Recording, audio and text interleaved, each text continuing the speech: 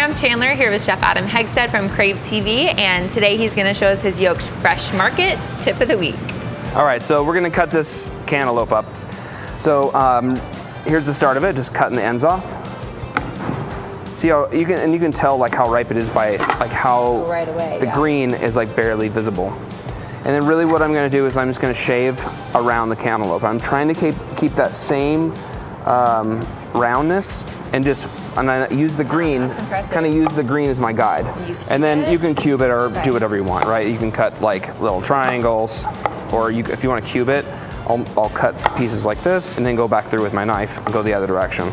This is when it really is easier to have a sharp knife. Yeah. Otherwise it's like hard to do this. You don't get those good squares. Yeah. So you have like nice. Perfect. The perfect summer tip for us. Very easy. Awesome. Well, thank you, Adam. Don't forget to join us weekends on Fox 28 for another episode of Crave TV.